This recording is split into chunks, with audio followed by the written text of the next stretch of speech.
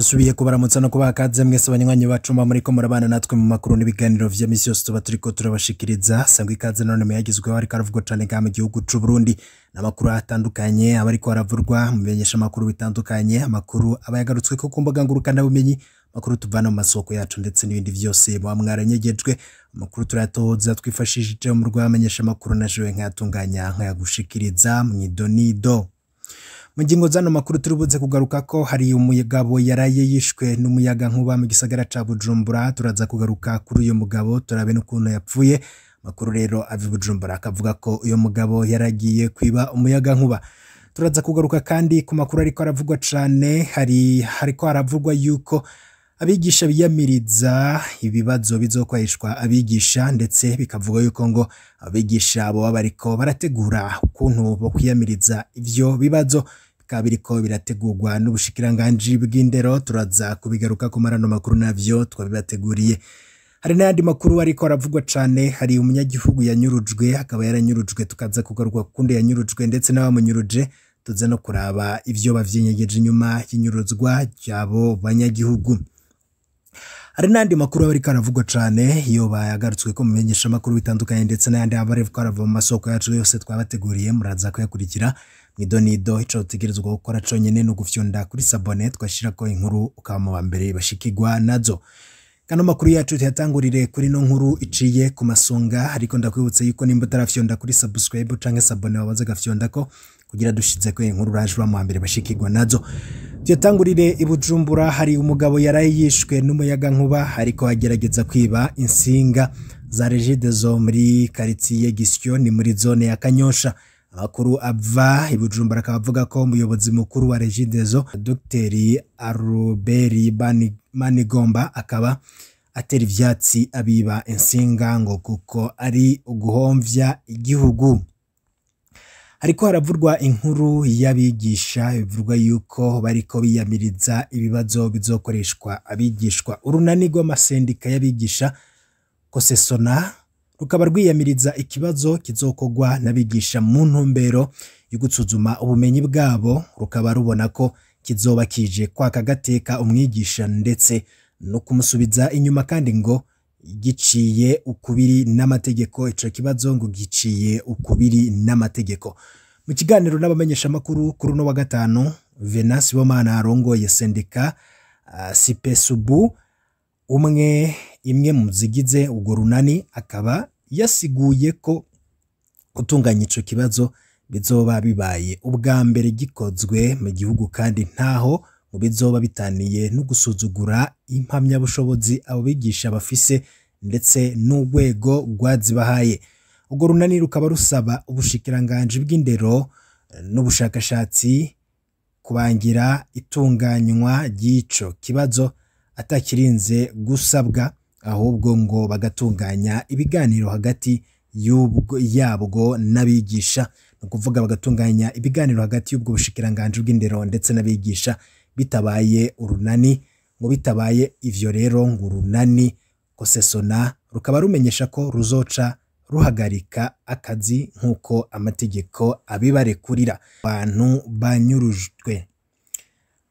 banyurujwe umuntu yanyurujwe akaba yanyurujwe ngira turabire hamwe ivy'uyo muntu akaba ari uwitwa Alexis ntaco nayigize n'umunyagihugu wo mu Gatumba ahitwa Nyarubondo ni muri komine ya Mutimbuzi ho mu ntara ya Bujumbura rirare akaba asanzwe akora akazi ko kuroba akaba yubatse kandi ari n'umuvyeyi w'abana batatu.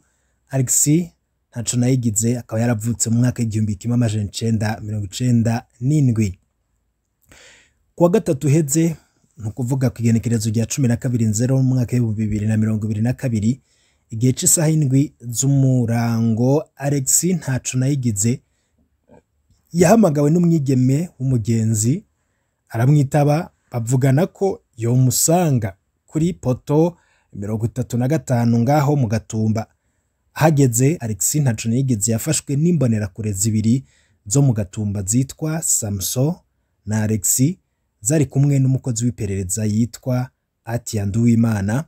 Uwo Atiya Nduwimana rero akaba ari we yari kumwe n'izo mbonerakure. Alex Ntaconayigize nawe na wa mwigeme batwawe mu modoka y'iperereza kamyoneti double cabine Toyota Hilux ifise ibiyo bitabona. Kuva afashwe telefone zabo ntiziriko, kuva bafashwe no bompi telefone zabo ntiziriko, kandi no mu busho bwose barabuze abo bantu.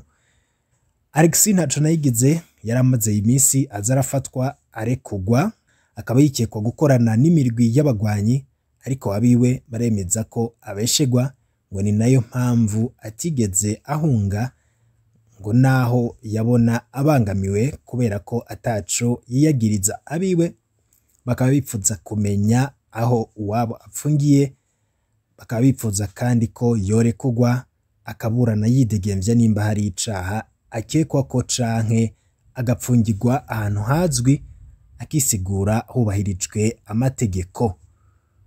Yo rero akaba kuri ubu ngubu atawuzi aho apfungiye. Mu yandi makuru ariko aragarukwa ko cane, abakozi basaba gutunganirizwa n'ubutumwa bwabo barungitse aho bamenyesheje bati mbwiriwe neza, ndumwaja de credit w'ikigega ca leta citwa Fond de Microfinance Rirare gitwagwa n'umukenyezi witwa Joyce Hakizimana. Dukora umugambi wa leta ufashwa na PNUD mu guha ingurane abantu bato bato bakora urudandaza, amayo mahera tubaha bakaza barayasubizanya n'inyungu itavuna, bakayasubiza inyuma y'amezi 5. Turabakozi barenga 26 tugakorera mu makomine ashika 26 nyene.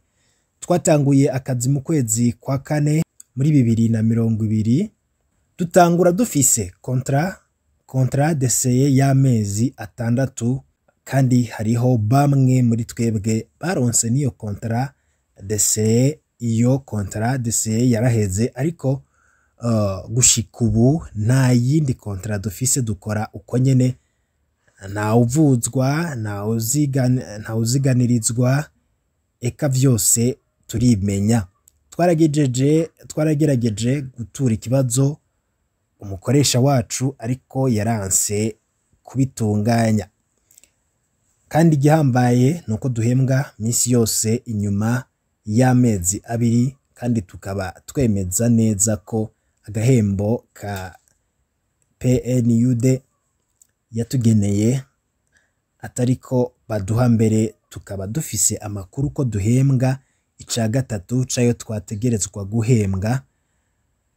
Haraheze iminsi twaramwandikiye ikete twebwe abakozi tumusaba aduhe kontara kugira ngo dushobore no gusaba découvert yayo, ariko ico yakoze yaciye akoranya inama yihuta aradutukagura emwe ntaco twahakuye. Yaraduteye ubwoba rero, mugabo nawe nyene vyaragaragara ko afise ico yiyotsa, kuko ngo yavugana ubwoba bwinshi. Yibaza yuko rero twohava tubidugana bigashika hejuru. Icatubabaje cane, yatubwiye ko muri kuno kwezi bagira baduhe kontara zindi z'amezi 6 ngo zizoherana na ruheshi mwaka w'2022. Tukaba dusanzwe tuzi ko kontara d'essai zibiri zitabaho, tugendera ku mapikipiki iyo turi mu bikorwa, ariko nakamaramaza kubona tutavuza zirirwa ziratumenagura hasi, tukimenya mu kwivuza. Mbere hakaba hari n'uheruka kwicwa nayo nyene apfira ku kazi. Turatakamvye mudufashe igihe cose amaze adukoresha nta kontara adutunganiriza. Turabona ko iyo kontara y'amezi 6 ari ikibazo, kuko nta nsiguro nimwe yoduha atari amanyanga yiwe. Turamaze kubivuga hatari hake, ariko nta nyishu turonka. Nta muntu mu Burundi agikora akazi ata kontara atari twebwe twagowe. Sinokwibagira ko na entretien hamwe n'ibitoro dukoresha kuri tele vyose twimenya. Turatakamvye twebwe dufise ijwi ritagera kure, turatakamvye mutubarize PNUD ndetse na FMCR for the microfinance rurale TNP impamvu tubayeho muri ubu buzima. Imana ihezagire kandi ibazigame. Iki kigo ca leta cegukira ubushikiranganje bw'intwaro yo hagati n'iterambere rusangi. Ubushikiranganje Gervas Ndirakobuca yoraba akumviriza abo bakozi bagatunganirizwa bagakora hakurikijwe amategeko agenga abakozi mu Burundi. Ayo rero akaba ari amwe mu makuru yaragezweho yavurwaga cane mu kanya n'ahandi turiko turabatunganiriza. Ifuza kurajwana natwe fyonda kuri sabone twashaka inkuru ikagushikira mu bambere. Ibihe vyiza kuri mwese nivyo ntabipfurije.